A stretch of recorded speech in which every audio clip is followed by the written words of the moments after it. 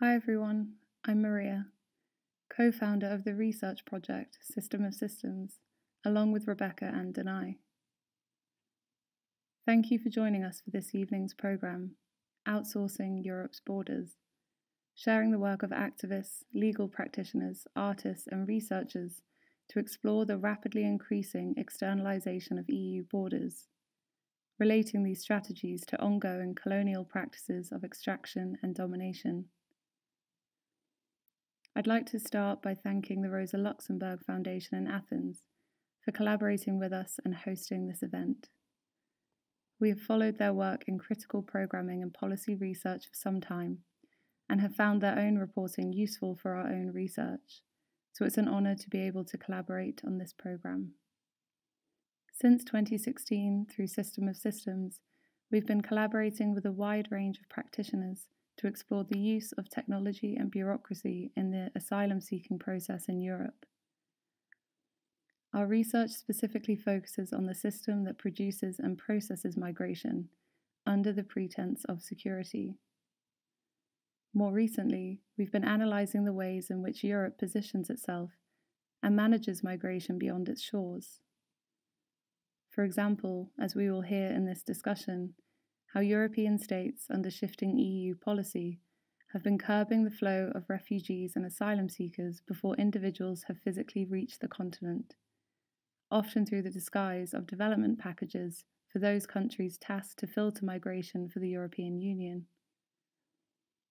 To delve into this issue, we're pleased to be joined by 5 speakers who explore aspects of externalisation in theoretical as well as practical ways in their work. Activist scholar Nandita Sharma, political scientist Rahmane Idrissa, journalist Apostolis Fotiadis, human rights lawyer and migration activist Mohammed al-Kashef, and artist and filmmaker Άνγκελα Μελιτόπουλος. The discussion will focus on how border externalisation systematically violates human rights, how the strategy exists in a legal grey zone, as well as the ways in which it affects neighbouring countries. This has been an ongoing practice, carried out through the building of infrastructure and huge investment in third countries, such as Niger, Morocco or Libya, implementing preventive measures on behalf of Europe. Locating this conversation in Greece, a country on Europe's edge that is both an internal border and peripheral country with a complicated relationship to the European North, makes this discussion a pertinent site from which to examine the way the EU and its member states pushes Europe's borders beyond its shores. To this day, these borders are violent sites of struggle. To explore this topic, we posed a series of questions to our speakers. Can strategies of border externalisation be traced as continuations of European colonial history? Within this colonial logic, how can the process of externalisation be understood also as a process of internalisation affecting bodies? How do these strategies help to maintain exclusionary asylum laws within European countries? Can we disturb Eurocentric narratives, starting with examining the terms externalisation or outsourcing, which locate the nexus of action in Europe, while at the same time holding such practices to account? How are these violent measures endlessly resisted by people on the move? Before we proceed with our first speaker, we would like to point out that you can pose questions to the speakers through the live chat, and we'll make sure to discuss them in the Q&A after the talks. Our first speaker, Nandita Sharma, is an activist scholar based in Hawaii, whose research is shaped by the social movements she's active in, including No Borders movements and those struggling for the planetary commons. She's professor of the Sociology Department at the University of Hawaii at Manoa. Along with numerous essays in journals and books, Nandita is the author of Home Rule, National Sovereignty and the Separation of Natives and Migrants, published this year by Duke University Press, and Home Economics, Nationalism and the Making of Migrant Workers in Canada. This evening she'll be exploring this issue from the perspective of colonial histories of extraction and violence. She unsettles the terms interiority and exteriority as ideological notions. When nation-states replaced the imperial, the ruling classes demarcated an inside and outside that remains today. She traces this history to contemporary policies around immigration controls and geopolitical ordering. Over to Nandita. The process of exteriorization has always been an important part of the political strategies of states and ruling classes, but not always in the same ways. Colonialism was predicated on the process of exteriorization by bifurcating imperial space into two, the metropole and the colonies. Nationalism, with its promises of an insular, distinct, and limited national society, has intensified exteriorization by producing the juridical figure of the migrant. So let's start by recognizing that ideas of interiority and exteriority do not represent reality, but are instead part of the ideological structure of ruling relations. Nation states and the imperial states they replaced actively construct an inside and an outside in order to conceal the class warfare that has long been global in scale, scope, and in consequence. They do this in order to deny the worldwide connections that colonialism and the equally global system of nation states have wrought. In any project of justice, of reparations, of restitution, of reclamation, we must acknowledge our worldwide connections to one another and reject the negative dualities embedded in ideas of race, nation, and gender in order to refashion and to produce a planetary commons in which no one is excluded from their means of subsistence. In framing my argument in this way, I in no way wish to minimize the devastating practices and consequences that are associated with the exteriorization of Europe's borders. Much good scholarship has been done to expose the process by which Europe has extended its ever-intensifying restrictions on free movement far beyond its territorial limits. And there has been much important and inspiring solidarity actions trying to end the enormous violence that accompanies these practices. However, I do think it is important to understand the utility of the idea of the outside, of the external, of externalization or exteriorization to the maintenance of ruling relations, whether they take the political form of imperialism or today of nationalism. So let's start with imperialism. The pillaging, the enclosures, and the terrorizing transformation in social relationships that imperial states enacted operated through an imagination of a world split into two. There were two supposedly incommensurate and incompatible social and political bodies, Europe and its colonies. Europe was said to be the place where law and justice governed, where good taste was cultivated, and where the rights of man originated and mattered. The colonies, on the other hand, were imagined as a place without any of this, a place that all civilized people, i.e. the European bourgeoisie, rightfully despised.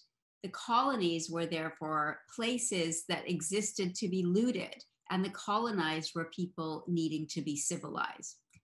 Racism, of course, was central to such a view and to the normalization of colonial terror. The colonized were imagined as a separate type of being from the European ruling classes. The colonizers defined themselves as European and as the perfect humans. This, they asserted, gave them the God-given right to transfer the enormous wealth taken from the colonized into their own state treasuries and into private bank accounts. In the same breath, colonizers imagined and invented people placed into the imperial state category of native as their exact opposite. The colonized natives, they said, lacked in all things European. Under imperial state rule, the movement of vast amounts of wealth from the colonies to the metropoles relied on the movement of many, many millions of people. Investors, as well as imperial states, knew full well that without their labor, there would be no wealth to be taken. People dispossessed and displaced in Europe, in Africa, in Asia, and across the New World were pressed into service for empires. They were moved as indentured laborers, as convict laborers, as slaves. Rosa Luxemburg tried to account for this movement of labor in her theory of imperialism. She argued that capitalism, in and of itself, was not able to produce or reproduce all of the labor power which it needed, and thus essentially raided non-capitalist social formations for labor power. She therefore saw imperialism as requiring the constant reproduction of an outside to capitalism. However, I would argue that Luxemburg's idea that unfree labor, such as slavery, existed outside of capitalist social relationships. I would argue that that idea is nothing but an acceptance of the ideological work that was done by imperialists. It falls into the trap that many Marxists find themselves in when they assume that free wage labor is the only form that capitalist labor power takes. Not only does this discount the experience of non-Europeans, it also ignores the fact that free labor was not invented until the 19th century, even for workers defined as European.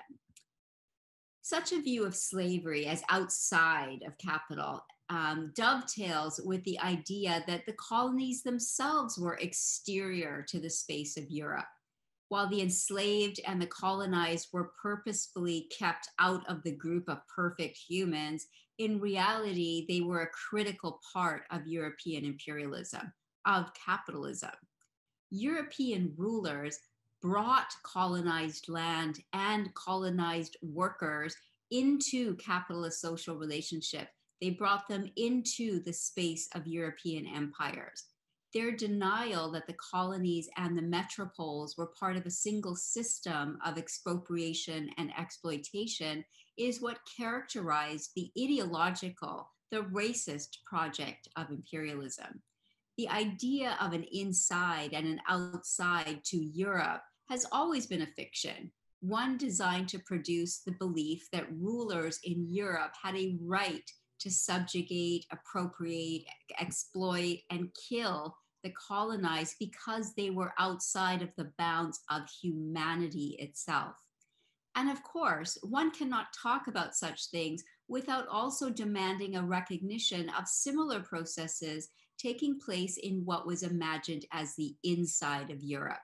The first victims of capitalism, after all, were peasants living through the horrors of enclosure, proletarianization, and capital punishment in the English countryside during the 16th century.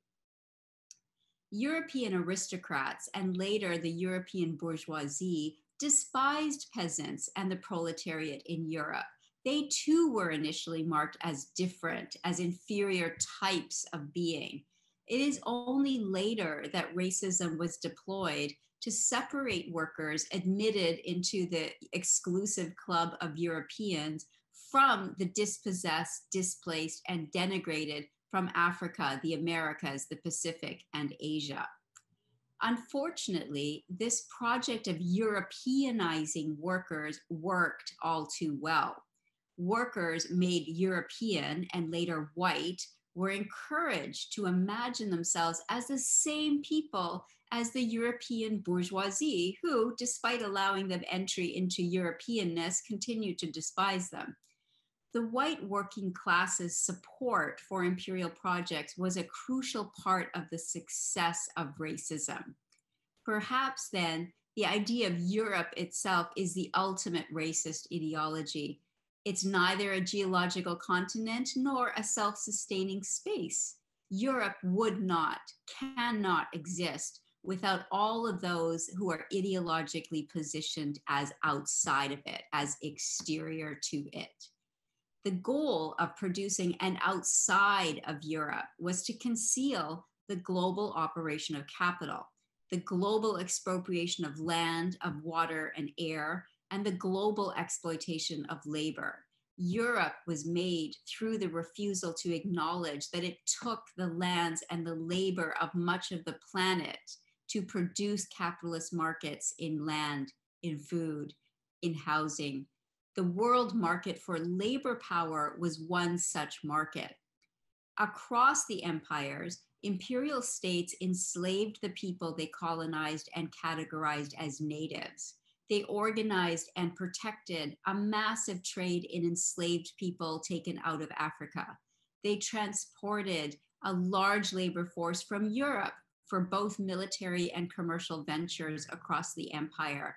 And starting with the end of the slave labor relationships in the mid-19th century, they indentured a million-strong labor force of indentured coolie workers recruited largely from British-controlled India and China. Collectively, this global proletariat was made to toil for the glory of empires and their investors. This point may have gotten lost here, so it's well worth repeating. Immigration controls came on the heels of the abolition of slave labor relations. Slavery had given enormous power to states and to investors. Workers were literally made into the private property of their quote unquote owners to do with what they wished with no limit. With the world historical success of the slavery abolition movement, states and capital sought new ways to contain the liberatory demands of the soon-to-be freed enslaved people, as well as ways to cheapen, weaken, and discipline the new, nominally free workforce. Immigration controls did the trick. Immigration controls can thus be seen as the containment of the demands for freedom that the slavery abolition movement mobilized. Immigration controls replaced the intense and all-encompassing labor discipline imposed by slave labor relationships with new forms of immobilization. In my new book, Home Rule, National Sovereignty and the Separation of Natives and Migrants, I show that the shift from imperial state rule to nation state rule was always announced through the enactment of new restrictions to entry into now nationalized territories. Across the world, starting with the Americas, the nationalization of state sovereignty and the making of nations was accompanied always by restrictive immigration controls. What these produced was the figure of the migrant.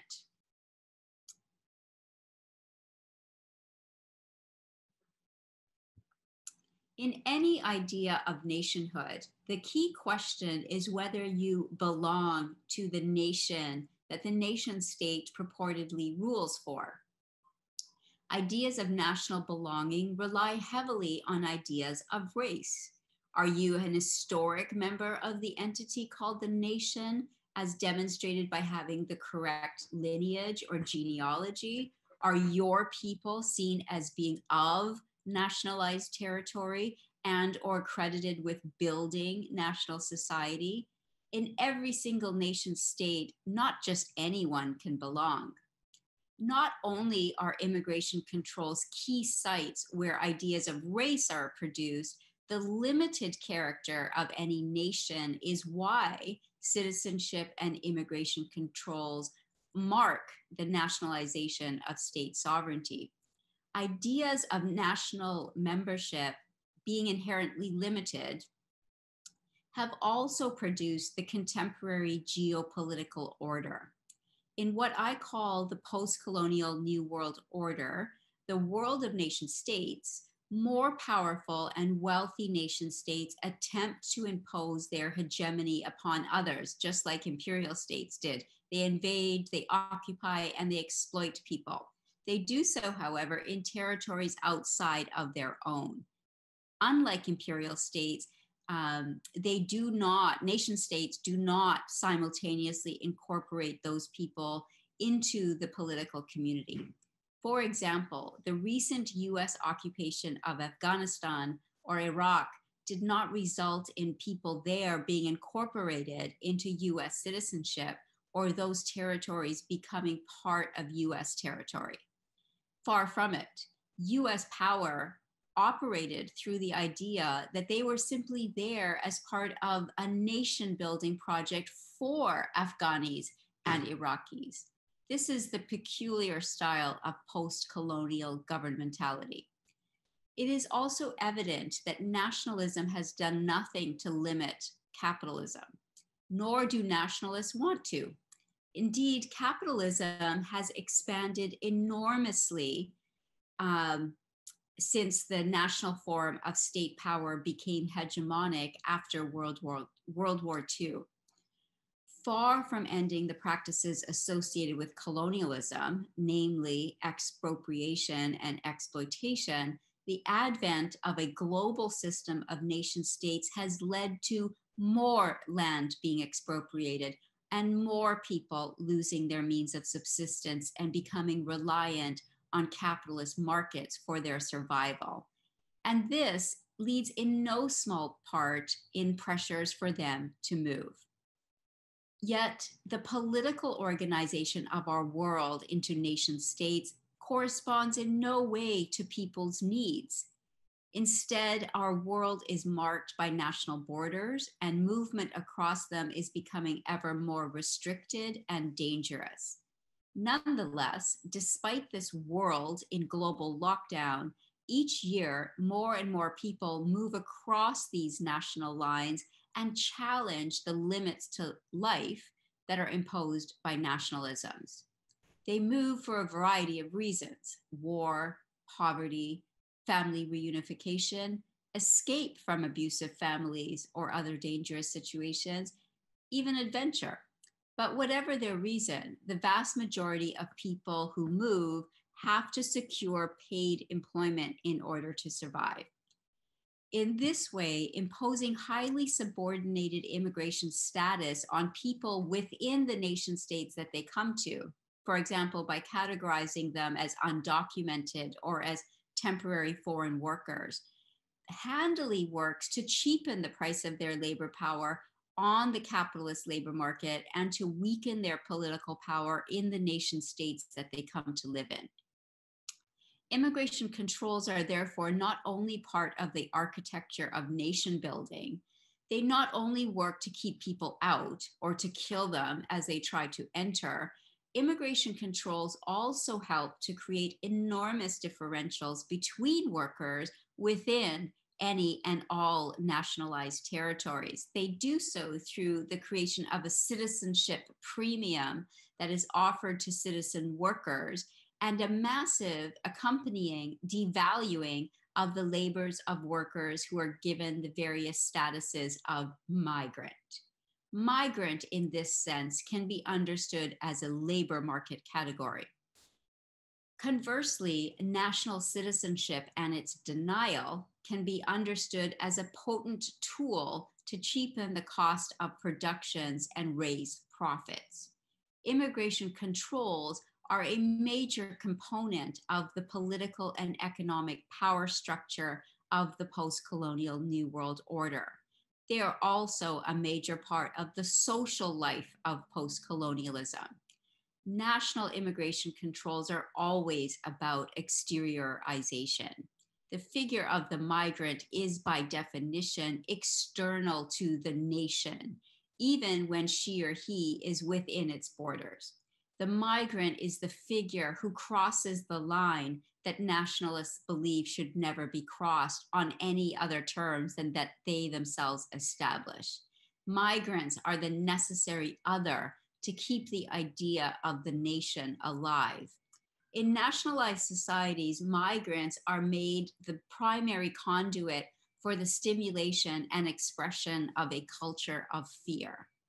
Anti-immigrant politics animated by racism/nationalism normalizes the repression, the suppression of migrants.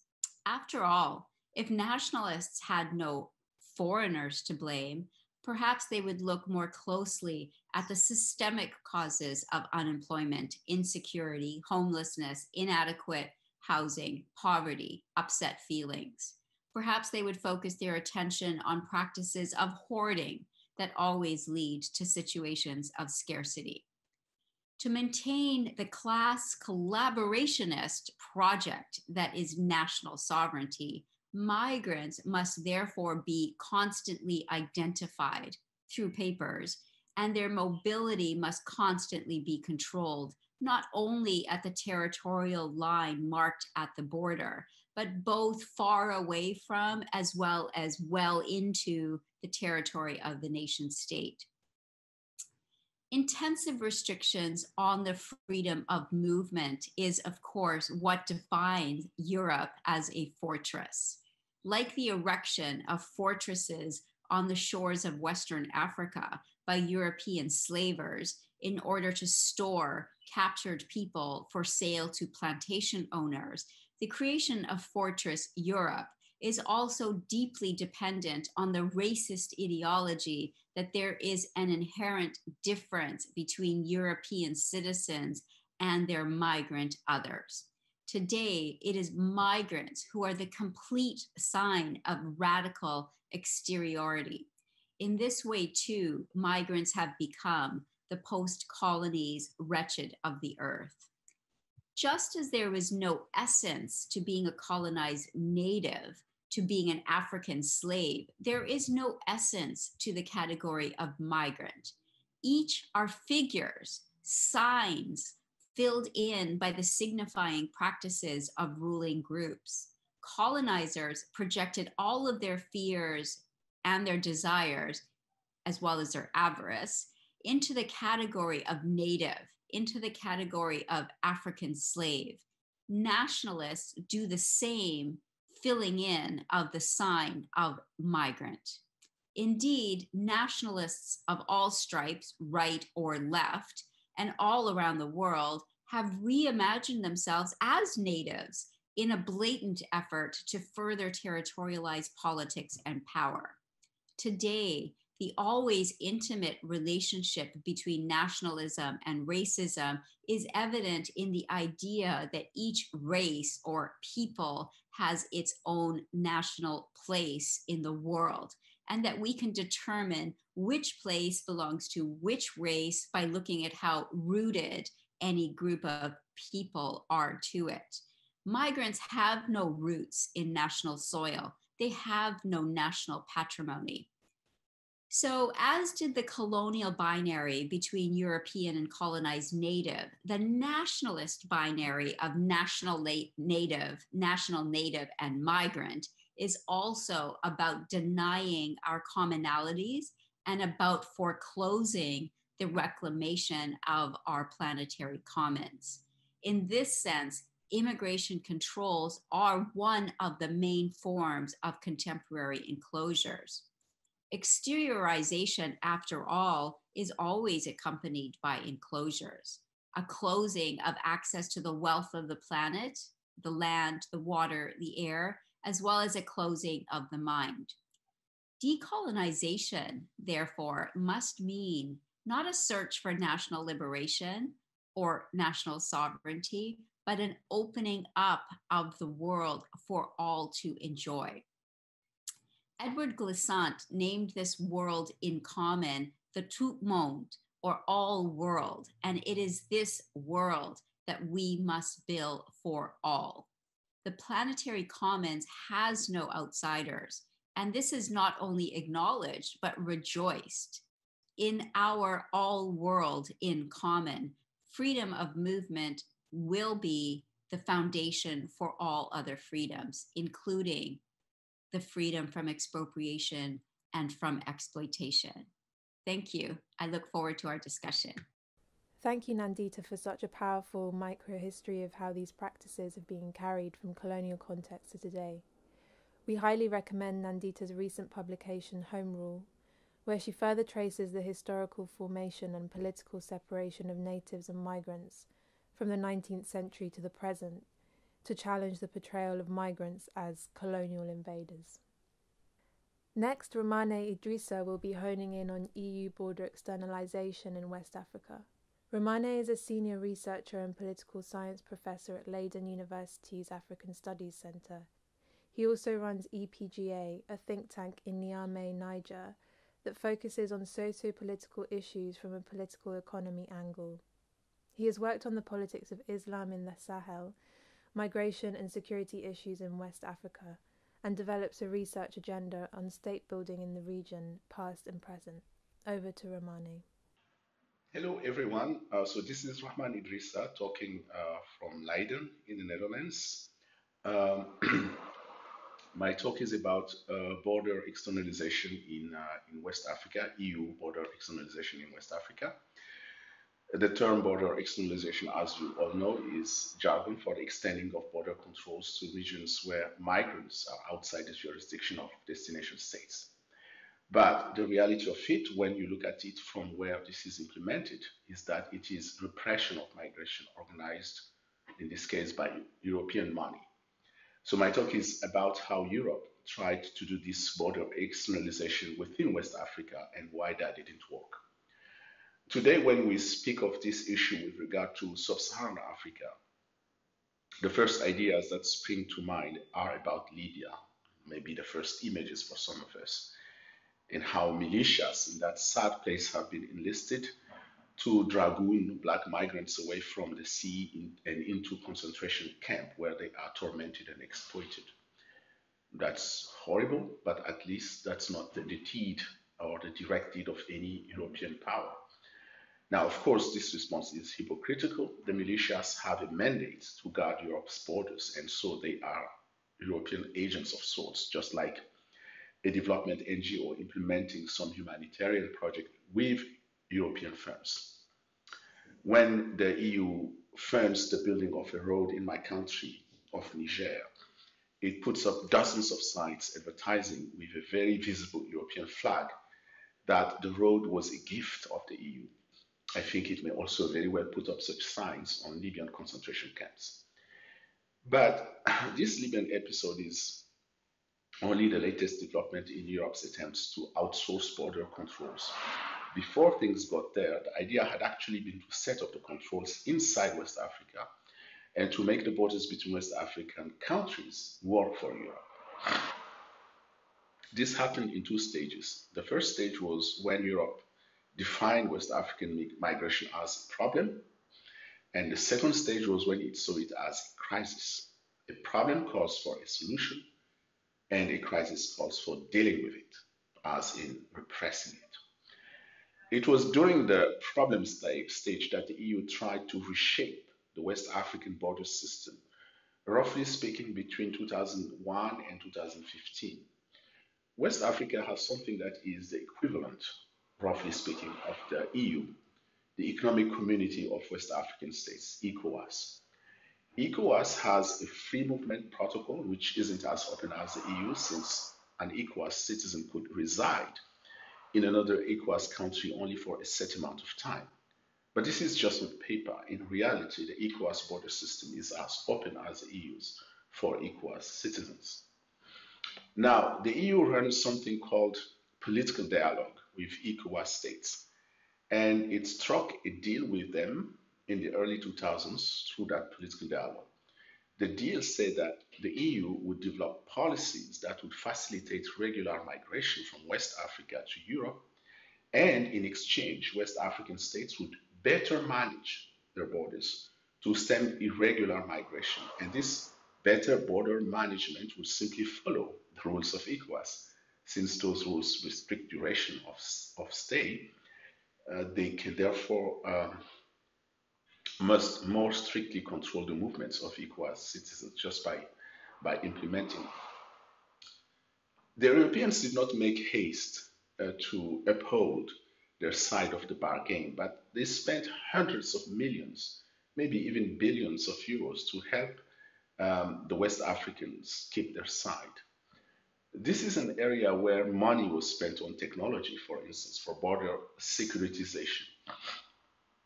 The declining International Organization for Migration, IOM, was revived by European funding in this period, and it helped push states in the region to adopt migration policies without showing too much the European hand, since IOM is a multilateral organization. This happened in Nigeria, it happened in Mali, it happened at the level of ECOWAS. The EU set up also organizations such as the Capacity Building Outfit, EUCAP Sahel, and the Center for Migration Information and Management. This one was a pilot center set up in Mali, which had a mission of sensitizing the youth against migration to Europe and of disbursing aid money that would support fight against irregular migration, which is a code name for Europe-bound migration. The results of these measures were lackluster from the European point of view. In most cases, the West Africans tried to turn the European initiatives towards the local understanding of the issues. For instance, the national migration policies that were funded by the IOM with European money included all stakeholders, such as, even for example, migrant associations that were very critical of European migration policies. Most West African borders are, in fact, places of intensive commercial and social exchanges, and so they could hardly be policed the way the Europeans wanted. More generally, there was simply no political will in target countries such as Mali or Nigeria, or at the level of ECOWAS, for implementing Europe's solutions. The Malian state, which runs a very small and fragile economy, wanted EU money, but it was also very sensitive to a highly pro-migrant public opinion, that could trigger a backlash to any kind of kowtowing to European instructions. Now, in this period, 2001-2015, and especially in the first 10 years of it, this West African reticence was not too much of a big deal for the Europeans, largely thanks to the role which the Libya of Colonel Gaddafi played in the equation. In this period, Libya not only prevented migrants from crossing the Mediterranean, but its developmental economy also attracted labor from the south and became a main destination for West African migrants. However, in 2011, as we all know, the French and the British destroyed the Libyan regime, and after a couple of years of chaos, migration resumed, and this time towards Europe. That's what led to the events in the spring of 2015, all those shipwrecks in the Mediterranean that turned migration from a problem into a crisis. At that point, Libya was still a bigger mess than it is today. So the Europeans looked south and they focused on Niger, which is the West African country that borders Libya. Until then, migrant transport in Niger was legal, and the city of Agadez, which is in the north of the country, grew a booming economy around migration in sectors such as transport, hospitality, catering, money transfer. In 2015, however, with the help of French experts, Niger wrote and adopted a law that criminalized migrant transport, which was labeled migrant smuggling and human trafficking. The Europeans paid for the rapid training of judges and the equipment of police forces to control this problem, which Niger did not know it had. The dedicated police force in Niger developed a mindset whereby the migrants themselves, and not just their so-called smugglers, were the criminals. And this also because linkages were established in a public discourse that European organizations encouraged between migration and criminal operations in the Sahara, such as drug trafficking and terrorism. What's important to note about Niger too is that this is a country that sent very few migrants to Europe.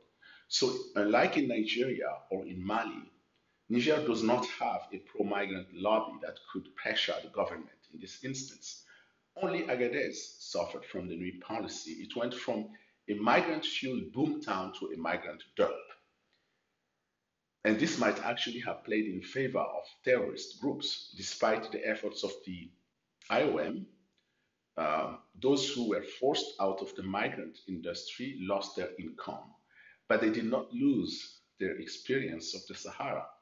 So at least some of them probably sold their skills to cash-rich terrorist groups, although this is speculation on my part. I don't have any evidence for that.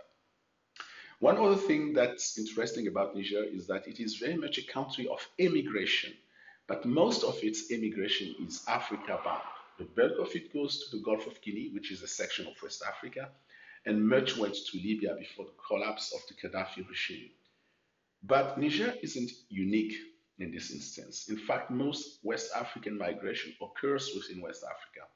A big portion of it goes towards the rest of the African continent.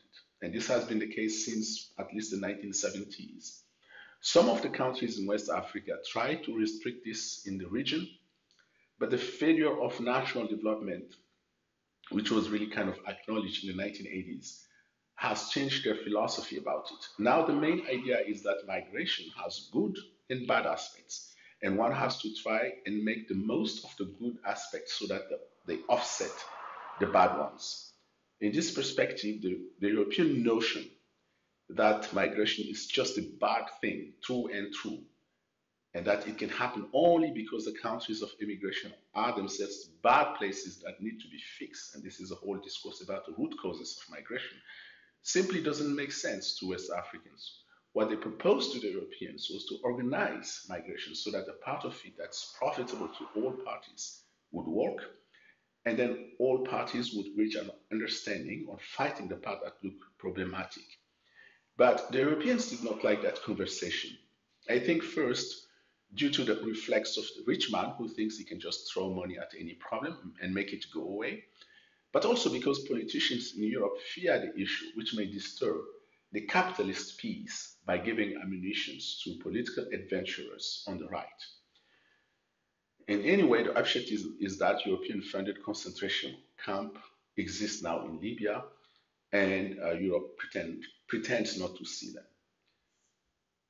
Thank you for your attention.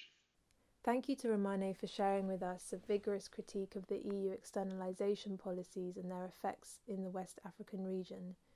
If you're interested in finding out more about how externalisation has impacted West Africa, we would recommend reading the brilliant report Rahmane wrote for Friedrich Ebert Stiftung called Dialogue in Divergence, the Impact of EU Migration Policy on West African Integration, the Cases of Nigeria, Mali and Niger.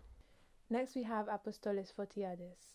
Apostolis is a researcher on EU policy issues based in Athens. He's covered issues around migrants' rights, ethnic conflict and population movement in the Balkans. Apostolis has also produced a number of investigations uncovering scandals such as unlawful EU assault on the rights of refugees trying to cross the Mediterranean. Over to Apostolis. Externalization of EU policies have been evolving throughout the last 4 or 5 years, always in relation with the dynamic that occurs in the field, as well as the legal challenges that follow up this evolution and the questions that occur. So it's a dynamic process. It is a process that has to do with how imperatives are being pursued on the field and how they form realities, while at the same time a political and legal apparatus is trying to answer or avoid the questions that occur from specific choices that are being made throughout this evolution. This is clear to an extent in how EU and interested member states deploy and pursue policy in regions like the Central Mediterranean and the Western Balkans since 2015, when the big refugee crisis occurs, and then since 2017, when the Central Mediterranean becomes the focus of influxes towards the European Union. In the Central Mediterranean case, the interesting part of the policy that has been deployed is that for the first time the EU seems to adopt a coherently colonial approach, meaning that it picks up elements and uses them in order to construct a force that will implement the policy as a proxy, meaning that it creates budget lines and it gives the creates the capacity for a force to be able to do in the sea what the EU assets or the EU member state assets wouldn't be able to do due to legal constraints. So with the creation of the EU Trust Fund for Africa, which is an ad hoc fund, not easily monitored and not committed by the same principles that the majority of EU financing should follow, it gives enough financial resources to member states that cooperate with Libyan authorities in order to put together a force that will be able to operate in the sea. This is done by training, securing the necessary equipment, and also the necessary legal status for the Libyan Coast Guard to operate. At the same time, through the same channels of cooperation, EU financial means are dedicated in order to help these authorities also create the legitimacy by claiming a search and rescue zone in order for the force to be able to operate within legally, and also arrange a necessary network of support in order to make it effective. In this way, in a couple of years, the reality in the central Mediterranean has become to more or less what is described by a number of researchers and journalists the past 2 years of actually a force which has, or it appears to have, the appropriate legal standing, actually committing refoulement by proxy on behalf of EU and EU member states' policy priorities. This has been questioned very adequately and in a targeted way by lawyers and litigators. There's also lawyers who work currently on analyzing and bringing cases, legal cases against this creation. But the interesting thing for us is to keep in mind how the operationalization of the externalization has taken place in this case, and the amount of detail and detailed thinking that has gone into facilitating this and making it an effective tool at the hands of policy and decision makers in Brussels, in national capitals, as well as their interlocutors in Tripoli in this case. Of particular interest is, for example, how EU flying assets that operate within the frame of various operations in the central Mediterranean, most notably UNAFOR Med at the time and the Frontex surveillance operations that take place under the scope of the mass aerial surveillance project that Frontex implements, do actually directly support the naval assets the Libyan authorities deploy by directing them and offering them necessary information for them to do the pullbacks. This is a situation that, although seems to be accurately and entirely legal and appropriate, it does produce very serious questions. The other area where EU and EU member states are experimenting with externalization throughout the same period of time is the Western Balkans and southeastern external European borders. The reality here differs because in contrast to what happens in the central Mediterranean, where EU and member states shape and create a proxy force in order to cooperate with it and pursue externalization priorities.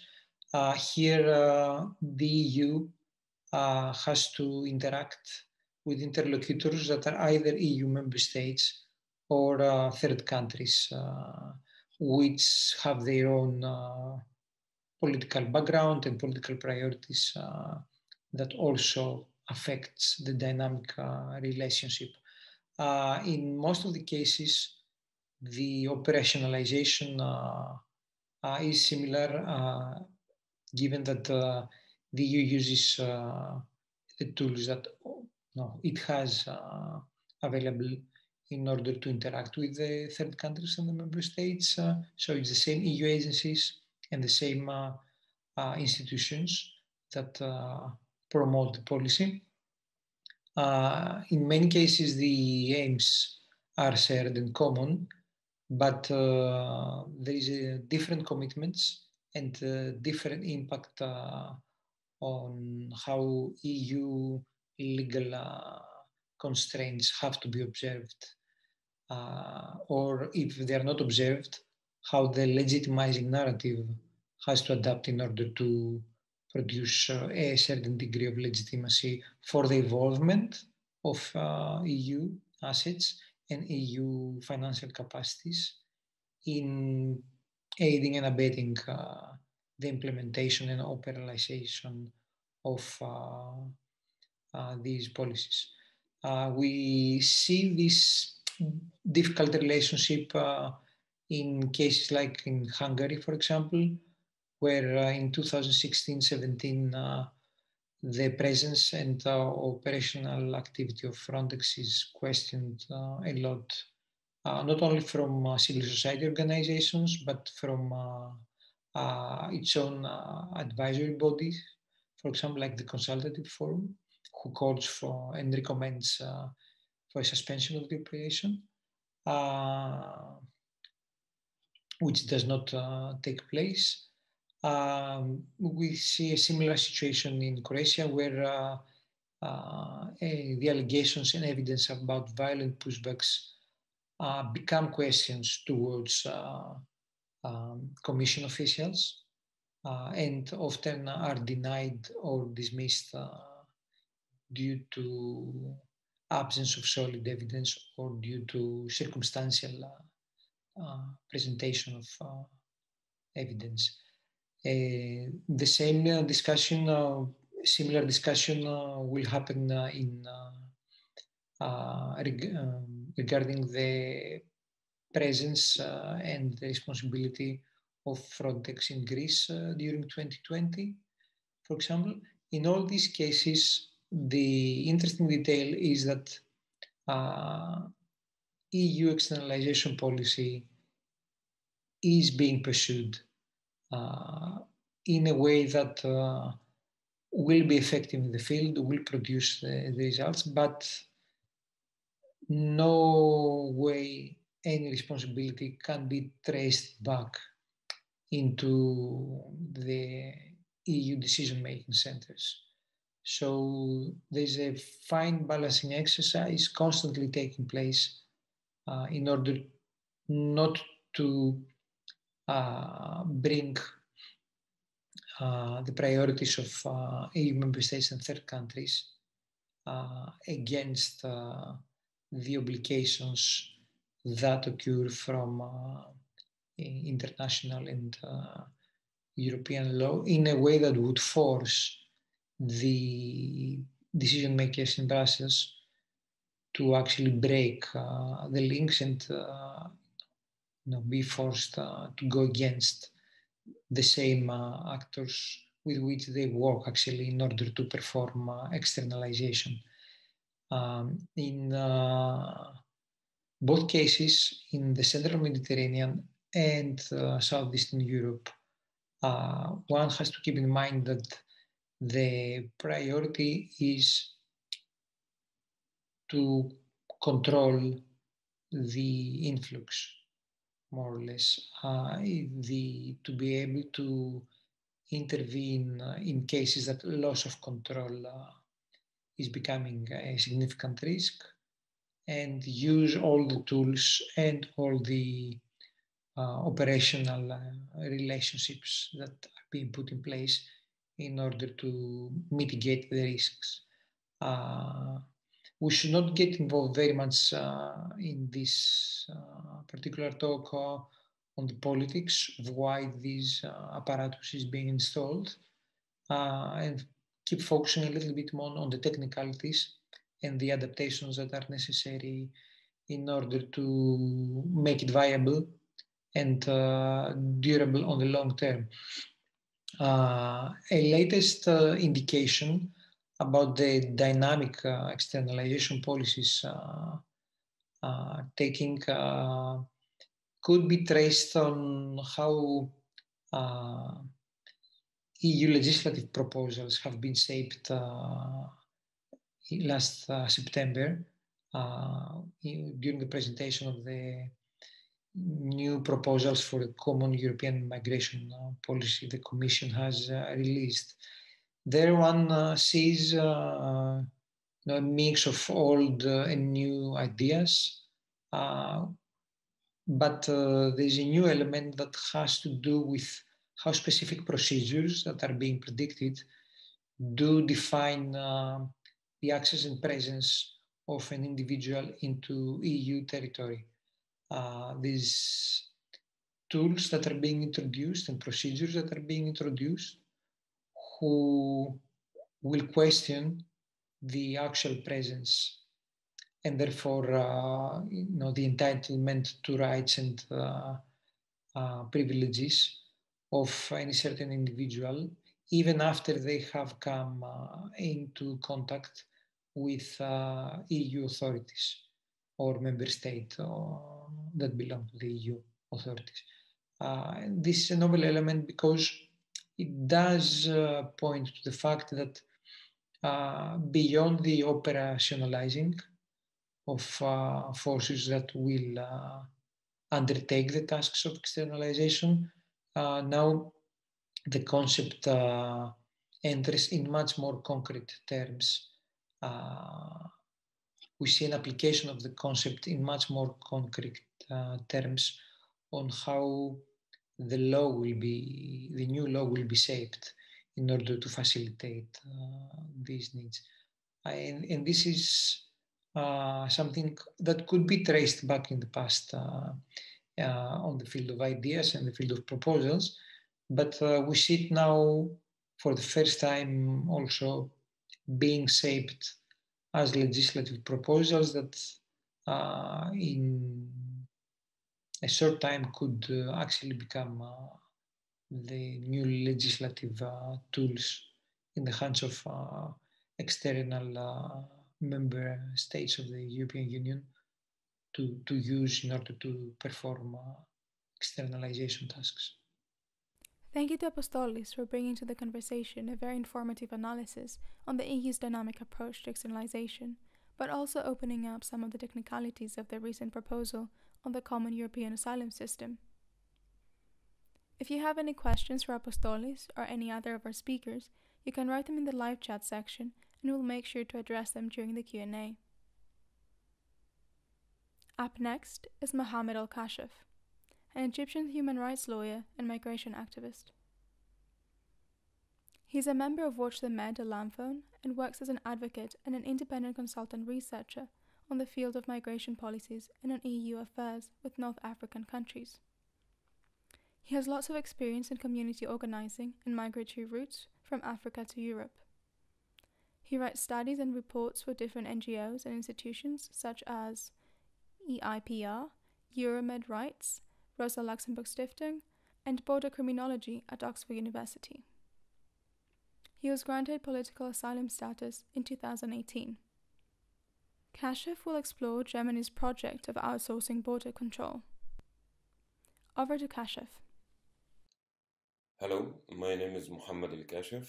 I'm a researcher, human rights lawyer focused on migration issues and EU relationship with neighborhood countries.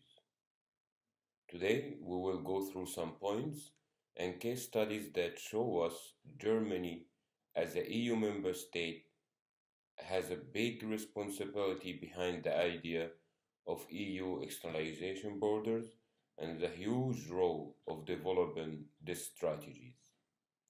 Actually, Germany leads in border militarization efforts in recent years. The German government has stood out as one of the few EU governments with more welcoming approach to refugees. Alone in Europe, Germany accepted around 1 million asylum seekers since 2015.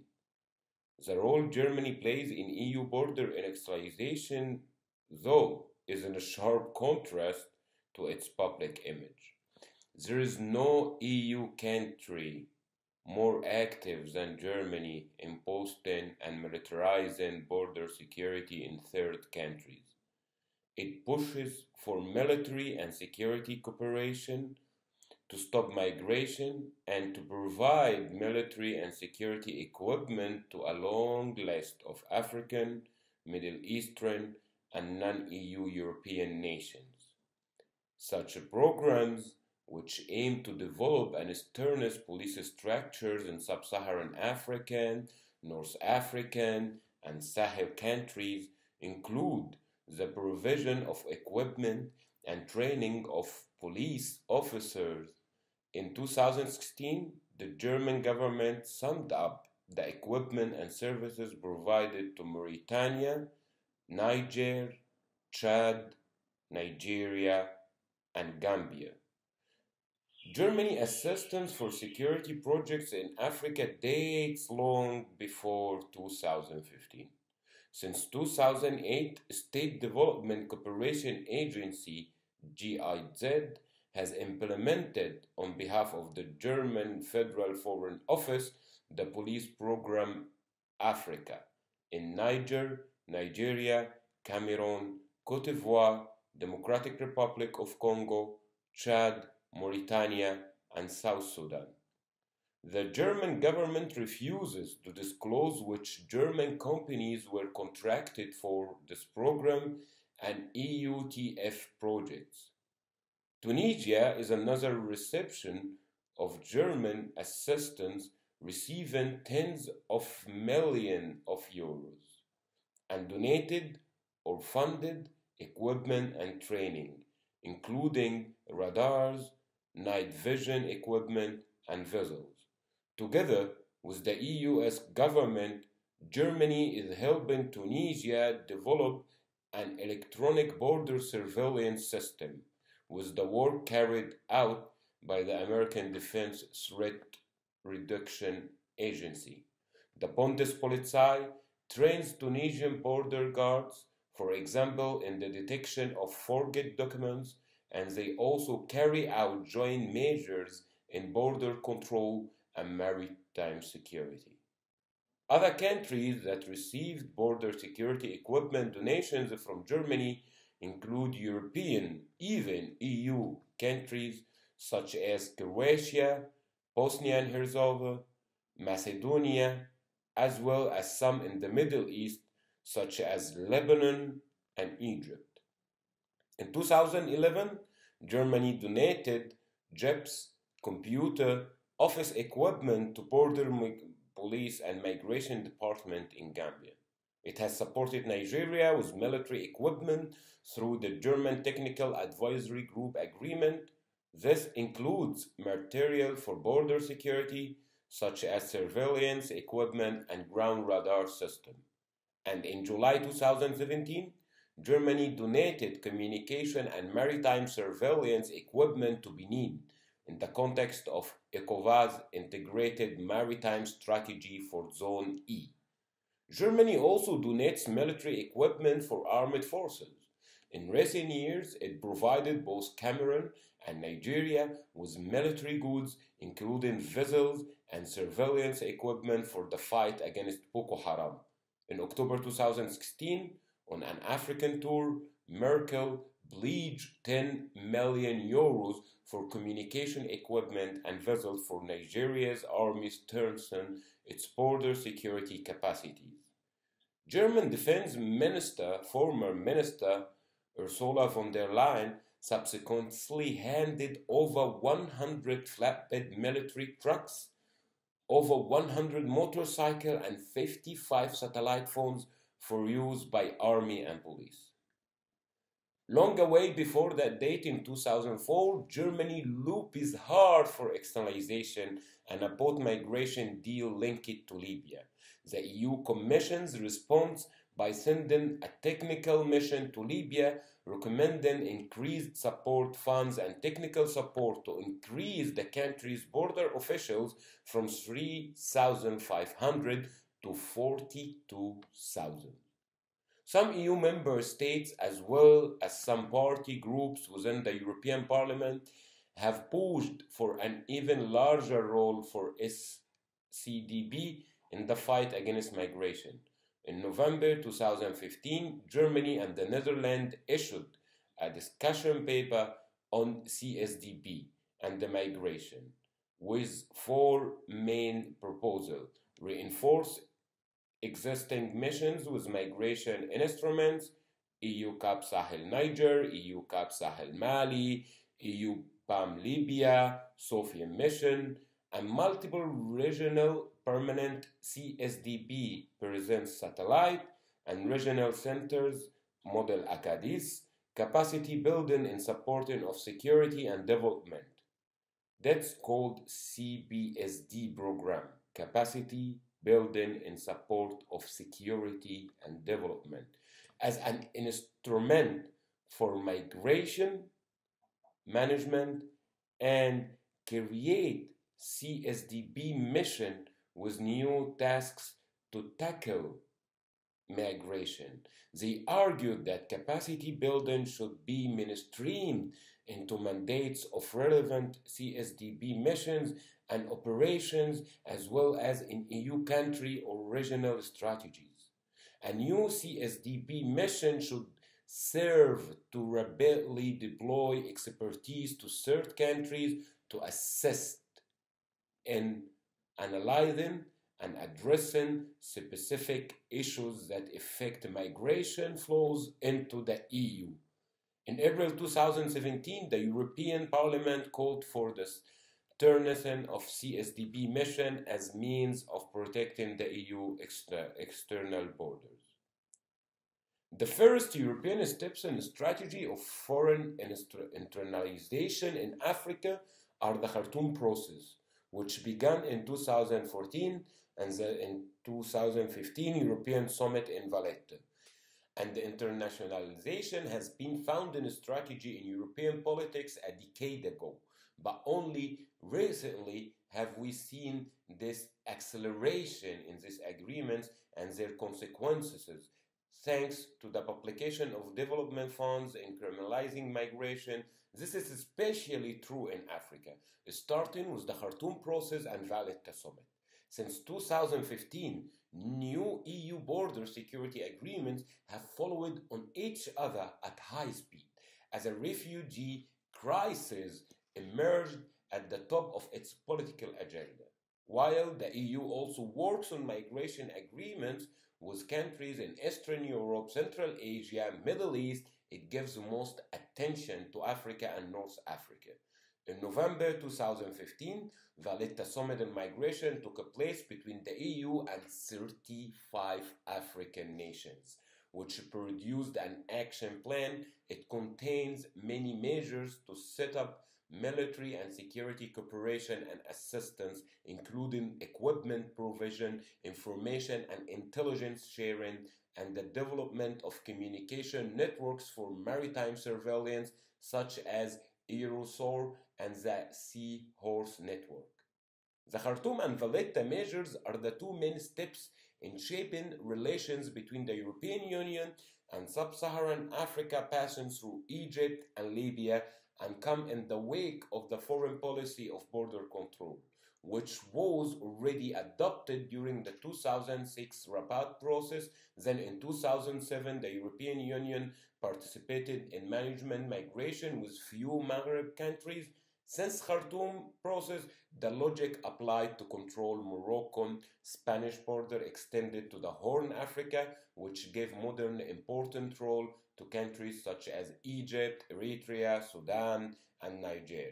Dictatorships that were perversely excluded from negotiation with the European Union suddenly became major actors in managing migration issues. Also, conditional allocation of development funds has become a regular practice. This is in line with the growing political will to stem the flow of migrants to Europe and facilitate the forced return of those who arrived in Europe illegally. A really important element of the Valletta Summit is the provision of Trust Funds of Africa, the African Trust Fund, 1.8 billion euros. During the negotiations for distribution, countries along Central Mediterranean route, the Sahel region, Libya, Egypt, Mali, and Niger, and the Horn Africa, Ethiopia, Eritrea, Somalia, Sudan, next to Egypt, the summit reframed the key role that repatriation plays in immigration control policies. At the same time, this reinforces the agenda for establishing contact points, or rather adopting a hotspots approach of facilitate identification of migrants upon arrival and thus ensuring their forced return within a short period of time. The Immigration Charter reiterates the model of the European Union and Turkey's deal, which has been heavily criticized with the main countries of origin of migrants and transit of migrants along the central Mediterranean route. Of practical concern is the key role played by European Union member states, such as Germany, France, and Italy, such as the proposal by Italian Minister of Foreign Affairs to revise the 2008 treaty during the Italian African Ministerial Conference in May 2016. One cannot help but notice how the interest of these countries in maintaining economic relations with these countries has affected discussion. However, economic interests in Africa cannot be developed at the expenses of protecting basic rights in immigration matters. The four axes of economic, security, development, and immigration interests are seriously integrated into conditional and interconnected relation during negotiation with African countries for all these years. This should be kept strictly separate. In this context, it's also important to highlight one last fact. In Europe, there is a lack of transparency surrounding these agreements and the accompanying negotiations. All of these are informal agreements signed during initiatives such as the Khartoum process without the control and no endorsement of parliaments, with clear consequences regarding the risk of deviations. For example, in 2017, Egypt signed agreements with Germany in exchange for various forms of economic development and security cooperation and police training through the portal of immigration management agreements and cooperation strategies in militarized borders. That's horrific. And then actually we talk about human rights hypocrisy. Germany and Italy, meanwhile, are carrying out police training and equipment measures in favor of Egyptian domestic authorities as part of bilateral security agreements. The police agreement signed by Italy and Egypt in 2000 entered into force in 2002. Training programs for Egyptian security forces have been carried out at various Italian police schools since 2004. On the basis of this agreement since 2011, an average of around 10 training measures have been taken in aid of Egyptian security forces. The training program have trained at least 360 officers from 22 African countries: Algeria, Burkina Faso, Chad, Ivory Coast, Eritrea, Ethiopia, Gambia, Djibouti, Ghana, Guinea, Kenya, Libya, Mali, Morocco, Niger, Nigeria, Senegal, Somalia, Sudan, South Sudan, Tunisia. Since then, the federal police have conducted countless workshops, working visits, and trainings and evaluation measures in the areas of border protection, document and document security, as well as aviation and airport security as Egyptian and German airports. It's essentially about the fight against smuggler crime and the identification of fake ID documents. The PKA sent a liaison officer to the German embassy in Cairo and trained the employees of the Egyptian Domestic Secret Service, NSS, as a part of the PKA's scholarship program. Germany is also supplying Egypt with equipment such as mobile ID card readers. And the agreement at the end of 2017, the PKA appropriately canceled a workshop in favor of the Egyptian Ministry of the Interior on the topic of monitoring websites with extremist content. So far, however, this has been the only case in which the federal government canceled the police training measures. In principle, Berlin has so far maintained security cooperation with Egypt. As seen, there is enormous interference in the African continent, where Europe requires the implementation of control system in countries that must allow free circulation within the ECOWAS space. On the other hand, negotiations are taking place with African countries at the expense of hundreds of thousands of people. Germany, however, is very active on supporting border security in African countries in general, side to side with EU.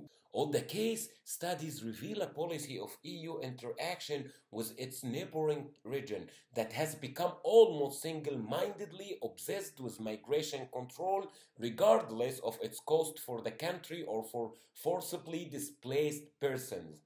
It's a narrow and ultimately self-defeating concept of security because it doesn't tackle the root causes that cause people to migrate: conflict, violence, economic underdevelopment, and the failure of states to justly manage this. Instead, by reinforcing the military and security forces in the region, it's likely to exacerbate repression and limit democratic accountability and stoke the conflict that will lead to more people being forced from their homes. It's time to change course.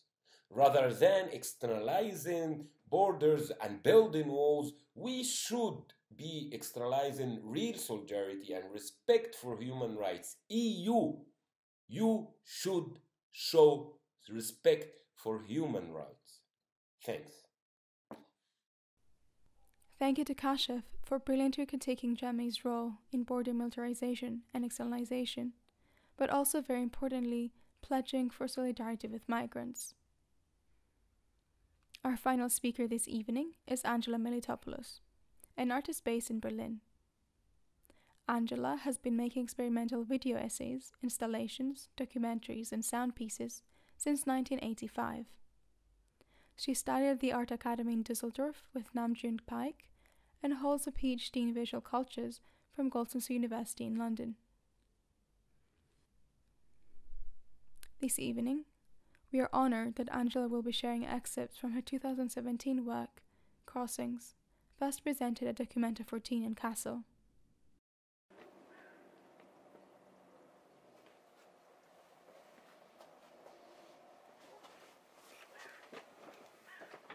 Hello everybody, welcome to this little introduction to my video installation work Crossings. It was shown in the Documenta 14 in Kassel in 2017. I want to discuss how Crossings creates a kind of multifolded storytelling work that questions how we conceive and how we live our relation to geography, or better, to something that is somehow in between the geographical environment and our mindset.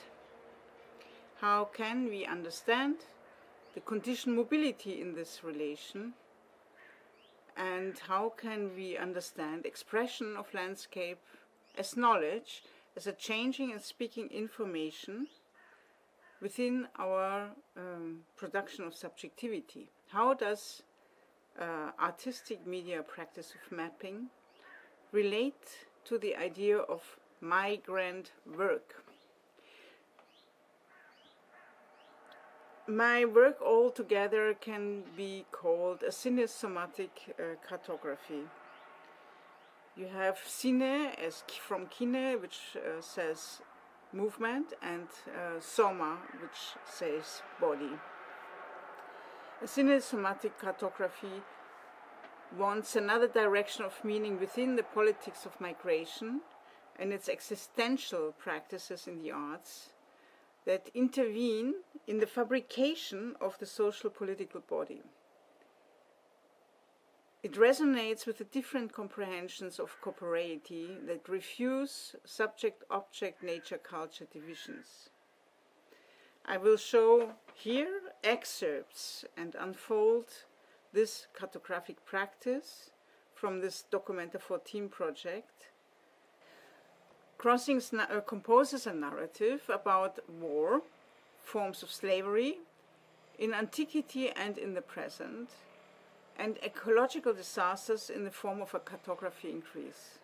War, destruction, and the experiences of a neoliberal traumatic reality are transmitted from body to body, from generation to generation, creating countless voices. These voices are intertwined chaosmotically.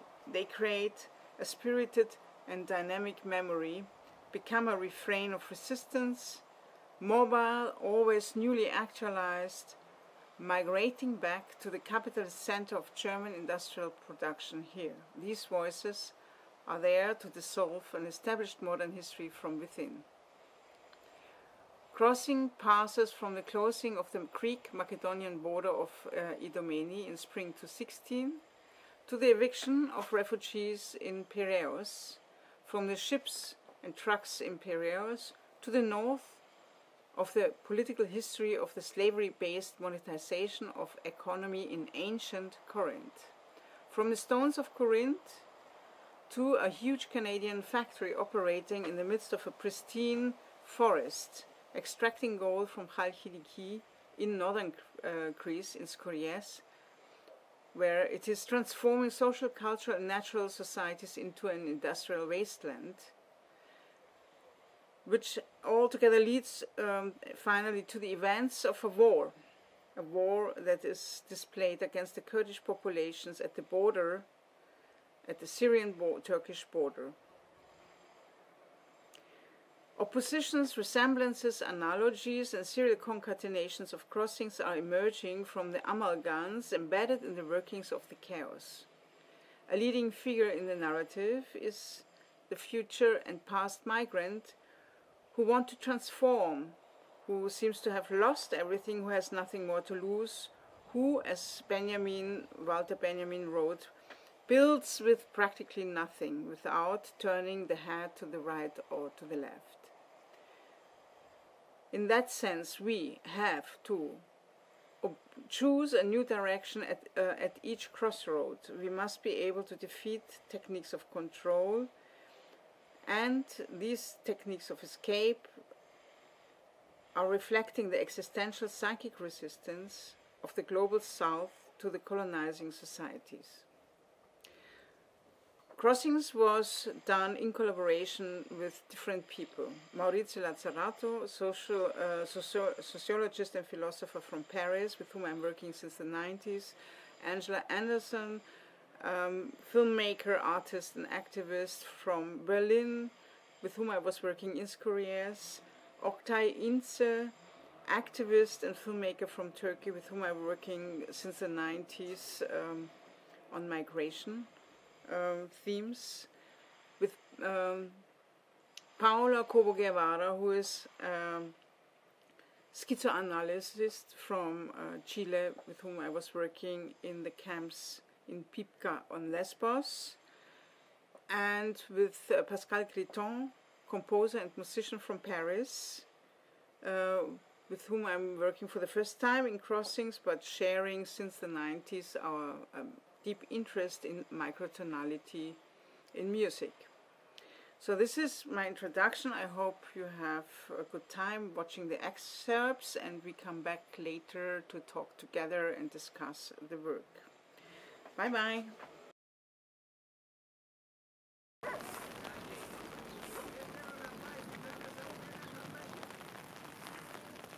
Thank Europe, governments all over Europe, because like first thing what the people when they came here for, they asked for humanity. You were here in the morning before they moved the people. You didn't film how they moved the people, how they kick us all the people out and take the stuff and them baggage and them small houses, the tents, in fucking machine and throw it in the garbage. So, like, is that a humanity? You cannot like force the people to move as what you want. Like even the most worst group in the world, maybe they kill us, but here we're being killed, but slowly. There they kill us very quickly, but here slowly. So you should suffering first, and after that being killed.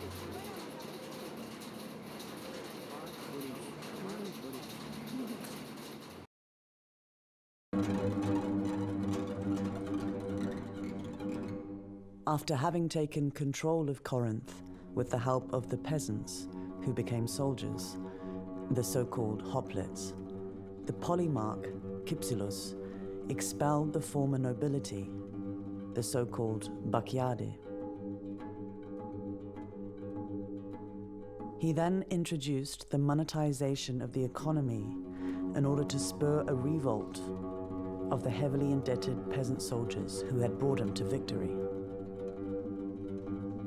He intended a political system that integrated military power economically by reducing the social claims of the hoplite army, who had become more and more dangerous because of the crisis of agriculture and debt.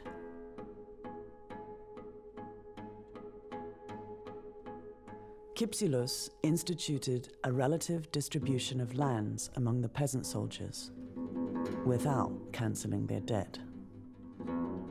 On the rich, he imposed a levy of 10% of their fortunes. A portion of this tax was intended for the peasant soldiers, who were solicited to work in an economy that was driven by public works, financed by this same tax. Money permitted a redistribution of wealth between creditors and debtors without abolishing the differences between poor and rich. On the contrary, the wealthy enriched themselves by putting peasant soldiers and artisans to work, who were obliged to labor in order to pay their debts. Debt became the motor of this economy and the basis of power, and an instrument of governing and maintaining class inequality.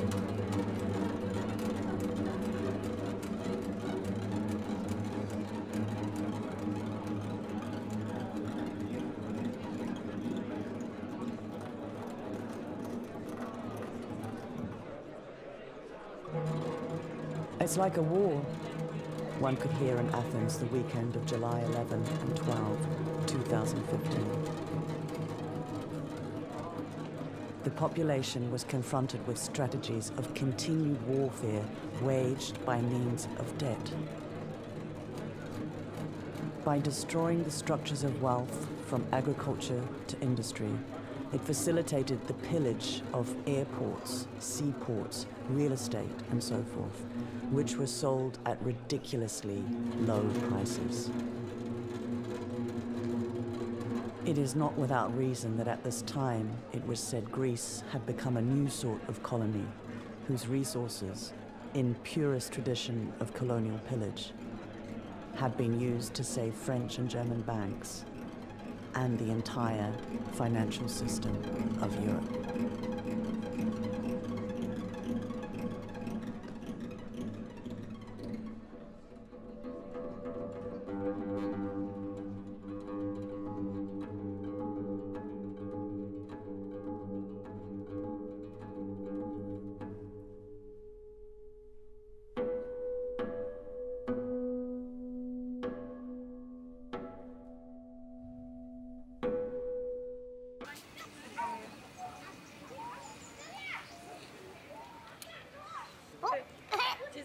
Rejection.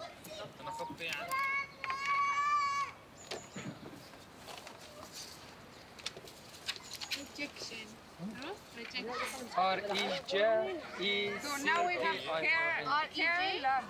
R-E-J. Reject. E-C.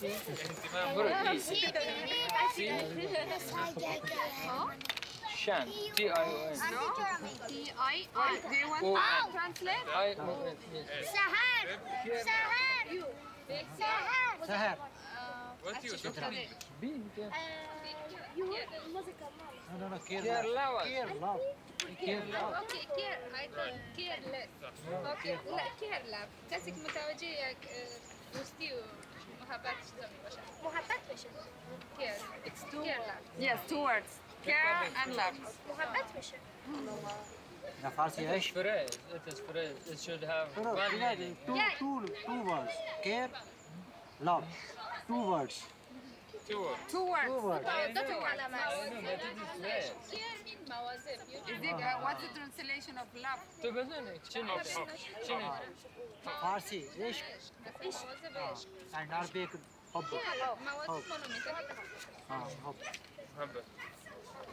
محبت عربی نه عربی محبة. محبت نور. هستم و نمیتونم در کشور خودم آزاد باشم. اگه من این طرف آمدیم از این نبوده که کشورم یک کشوری است که پول نداره. ترسم از این بوده که گردنم رو ببرن. ترسم از این بوده که بیادرم رو بکشن یا بیادرم رو دو گروه داعش رو طالب ببرن. من وقتی اینجا آمدیم از این نیست که من پول ندارم. من پول دارم اما که نمیتونم آزاد باشم. در کشورم آزادی بیان ندارم.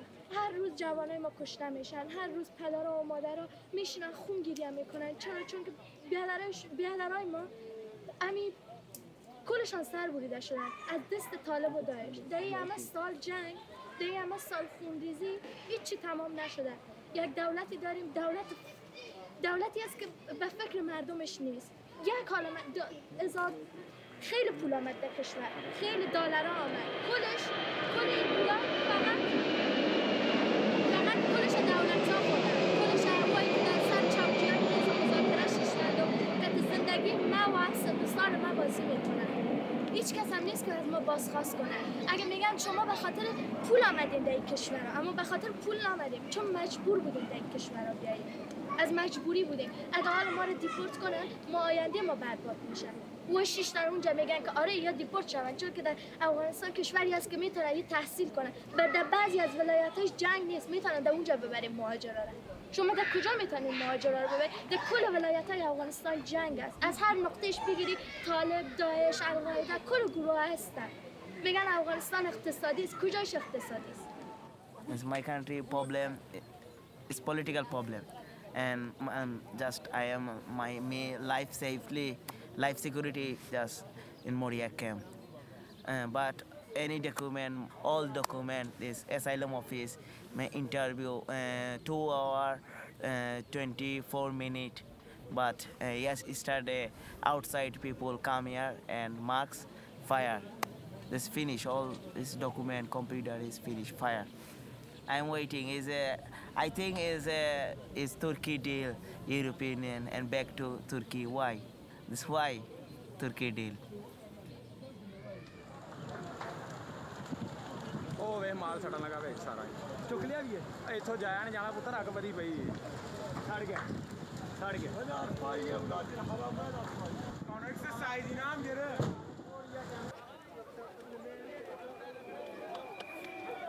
Police come here. Problem? Hello. How are you? I'm fine. You have an interview here? Yeah, we are friends. Okay, can you close the camera please so I can speak you? Sure. Μιχάλη Δημήτρης από Τερβολία. Λοιπόν, δύο γυναίκες από Γερμανία παίρνουν συνέντευξη σε το camp, λέει, φίλους του είναι.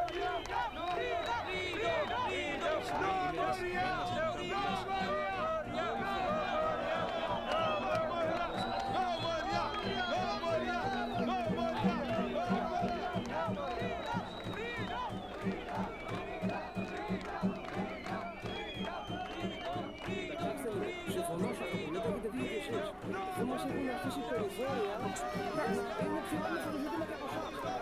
Καταλάβατε, εμείς είμαστε στη μέση, εμείς έχουμε μια διαταγή για αυτό που είπαμε, με ευθύνη και με επαφή, πάντα παίρνει άλλες κομισιές, τώρα τους κάνουν, είναι παιδιά σου τους παναγωγούς και τα σκοπαγραφίσουν.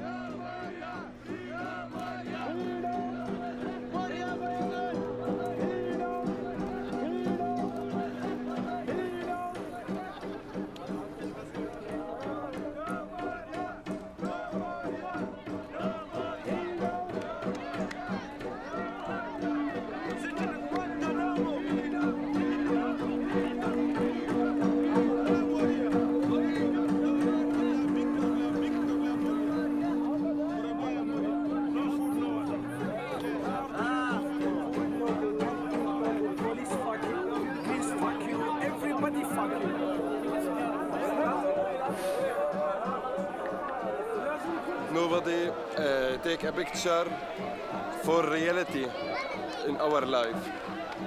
So we are very, very angry from this situation. Look.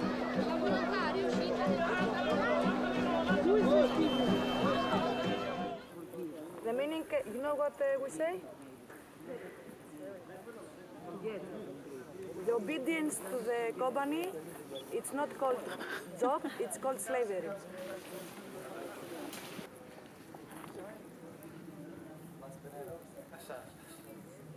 So the best period for this mining industry was the 4th and the 5th century BC, so before Christ.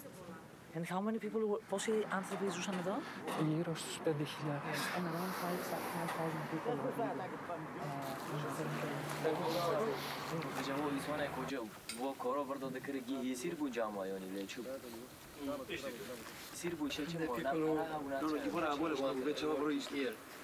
All of them was imprisoned. They was forced to work. Ήταν σαν να λέμε φυλακισμένοι, ήταν σαν να τους υποχρεώνουν να μένουν και να δουλεύουν εδώ. Αυτό ρώτησα. Όχι, απλώς ήταν, ας το πούμε, ήτανε δούλοι, συνήθως από πολέμους που γινόντουσαν. Ανταλλαγές. Ναι. Ήτανε. Οπότε ήταν για λίγο σκλάβοι. Ναι, ήτανε δούλοι βασικά. Όχι prisoners, okay. He wouldn't say prisoners, he would say slaves, as they were like usually people that were captivated during wars, and then they were changed in hands. So they were like slaves. I mean this. Yes. In the wars. Exactly. Yes. So it was like they catch some people and they forced them to work here. Exactly. Yes. All of them. المعلومات اللي اخذناها منك استفدنا منها كثير بان هاي الحركه انه فصل المعادن وما معادن هالقصص هي كلها في كلام. Can you imagine how was the condition?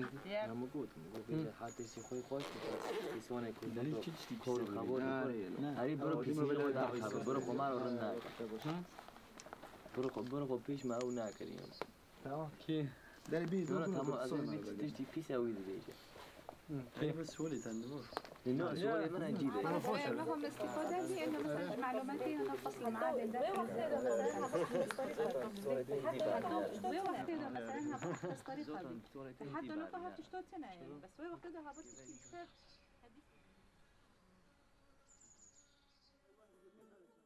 Thank you to Angela for sharing this important film with us, and thank you for watching. We'll now move on to the live Q&A session. Do write any questions in the chat for our brilliant speakers and we'll do our best to put them all forward. See you shortly.